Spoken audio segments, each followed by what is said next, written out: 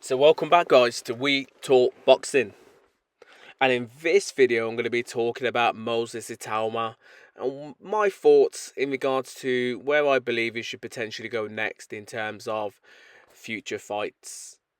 Now, for those that are new to the channel, please subscribe. If you've already subscribed, thank you. Let's hopefully try and get this channel growing a little bit further, and you guys can give me your feedback in regards to future videos or just thoughts really on the videos that I put out as well. Now, before I talk about Moses Itauma and his exceptional victory on the weekend, I'm just going to have a look through a couple of the boxing news that's out there at the minute, currently on Boxing Scene. And in terms of Francis Ngannou, he's looking to step back into the ring. I believe he hasn't fought in terms of a boxing fight since the Anthony Joshua knockout, but he's trying to make a fight with Deontay Wilder, which I believe is an intriguing fight in terms of both men. Both men, in terms of boxing sense of are not on great form. Yes, Deontay Wilder won his last fight out. Was it against Herndon or something like that? I watched it. It wasn't a great performance. I just can't remember the guy's name that he fought against. It was another American. It wasn't an exceptional performance from Deontay, but it was a fight which he needed to kind of win. And now I suggest someone like Francis Ngannou is trying to call him out. Someone like Ngannou thinks that he could potentially destroy and finish Deontay Wilder. But I think that's an intriguing fight because both men, as we know, aren't blessed with boxing skill. But both men could certainly bang on their day, which is very intriguing. And for me, that fight could potentially be a shootout. Now, we know Ngannou's got pedigree in terms of fighting. He's from an MMA background, and he won't fear no man, and he would get in there and fight any man in terms of ring or cage, whatever it may be. But in terms of skill for skill, I would probably have to say Deontay probably edges it by a few percent in terms of this type of matchup if both guys are in the ring. I'd say that Deontay, for me, probably has a little bit more, or better I should say, boxing skills, but not by much. He's not a great boxer, but as I said, he's known for being a banger, and he hasn't knocked anyone out for a while. He's been knocked out quite a few times himself recently, but he's not knocked anyone out for a while. So this fight could be a kind of a cagey bout, but for me, it's whoever could detonate on their opponent. So that's going to be an intriguing thing. Now, in terms of other news, we know that Eddie Hearn and Matchroom, I think their contract with DAZN expires next year, and there's been a few rumours out there which are potentially suggesting that they could possibly leave DAZN. And the question is, I should say, is where would they go? There's a few people throwing Netflix into the account and saying that potentially could the Hearns maybe do a deal with Netflix and maybe put some fights on there. And I think if something like that was to happen, that would be exceptional because Netflix, obviously, pretty much most people have Netflix, and depending on how they could work it, it could probably work really well. And Eddie Hearn's got a good stable of fighters. He could attract some big fights. He's done it through Sky Sports. He's done it through DAZN.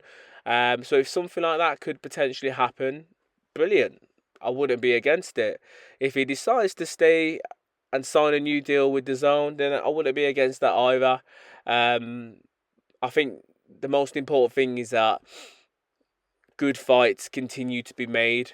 Now, we know that in terms of boxing, it's always in transition in terms of older fighters retiring and a young, new up-and-coming generation trying to break through. And it's these fighters that are trying to break through that need the spotlight because they need to try and make a name for themselves. They need to try and build their following and build excitement, because people want to see exciting boxers and exciting fights, and we can't really have that if the events are not there to be putting them on, I should say. So yeah, quite interesting, but it just depends on what Eddie Hearn and stuff like that decide to do. In terms of Daniel Dubois, we know that he's now split with his long term, well, not long term, but his trainer Don Charles. He's had quite a few trainers within the latter couple of years, give or take, but Don Charles is one that I thought potentially could have and would have stood the time, because they done so well together. He's a trainer that helped and earned Daniel Dubois his world title, but now for some reason they've split. And Daniel Dubois, it's said that he's gone with Tony Sims. Now, me personally, I'm not too fond of Tony Sims, but a trainer's a trainer. They're there to get you fit, to build confidence, and to hopefully build a game plan against the opposite fighter. So I'm quite guarantee that Tony Sims will be able to do that. Whether or not Tony Sims will be able to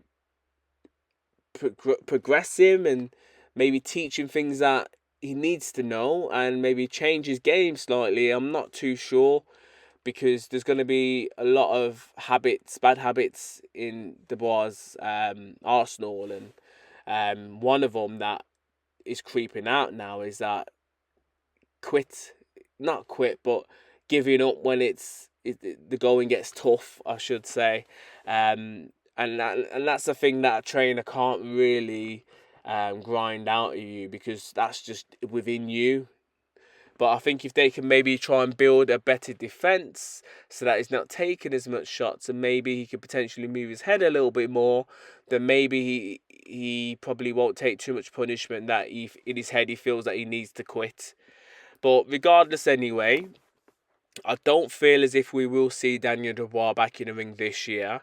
I think he'll probably have between now and maybe the start of the year off, trying to work with his new trainer, maybe develop some sort of tactics or whatever it may be before coming back in the new year 2026 and try and state a claim, I should say, for another world title push. But that's my thoughts on Daniel Dubois. Let's see what happens there. But in terms of this video, I'm here to talk about Moses Itauma and give you my thoughts in regards to potential next fights. Now, it was a tremendous, exceptional performance on the weekend against Dillian White, and it's about giving him rounds now. Now, when I look at the heavyweight division, especially, let's say, the Ring magazine, like if I look at their top 10 and I'm thinking, okay, who's where, which fighters could potentially give him rounds, there's a couple of people's faces there that stand out, and one of them is Filip Hrgović, who fought on the weekend against David Adelaide. I think Hrgović would certainly give him rounds. I'm not saying he's going to give him a good 10 or 12 rounds, but he would certainly give him rounds. Because he is durable, he could take a shot. He's been hit by some of the biggest names in boxing, so he would certainly give him rounds. I also think Zhilei Zhang would give him a few rounds as well. And again, I don't know whether or not he would be able to take him 10 or 12, but I reckon he could take him at least 5 to 6 rounds potentially. And same with Martin Bakole as well. I think Martin Bakole could certainly take him at quite a few rounds. So if it's about rounds and building that experience, then these are a few of the names that I would personally suggest. Also, as well, Jermaine Franklin. A few people have talked about him.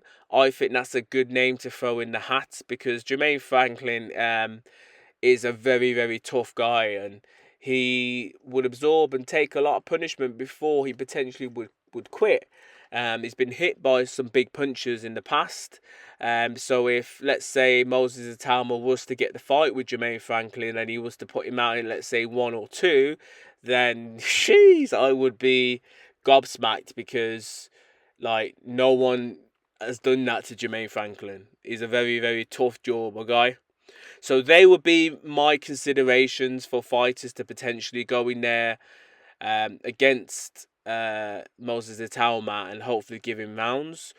But which one of those fighters do I think is more feasible? Well, it just depends really on Frank Warren and who they're negotiating with. But we haven't really heard much about Jermaine Franklin.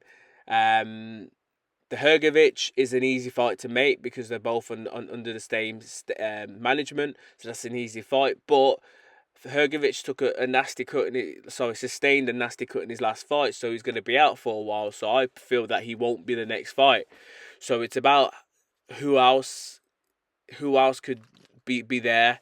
Now it's about moving him into the right positions, and with the WBO currently, rankings haven't been updated, but currently as the last were, he was number 1 with the WBO and number 2 with the WBA. So it's potentially trying to move him up, and obviously Josie Parker's a person who's potentially in his way. So is a Kubrat Pulev and a Michael Hunter, but both of those guys are meant to be fighting against each other. So yeah, it's difficult really, but if Frank Warren or one of the Warrens, whoever's managing him, wants to give him rounds, then I would certainly look for any of the first 4 names that I potentially named. So Hrgovic, you've got Franklin, you've got Zhang, you've got Bacoli, and I'll throw one more name in there as well, Jarrell Miller. So Jarrell Miller will be a tough guy to stop and get out there in quick fashion.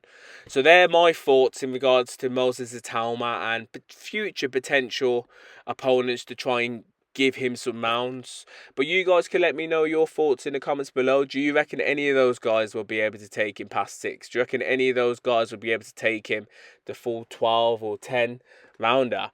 As always, please subscribe and comment. Bless.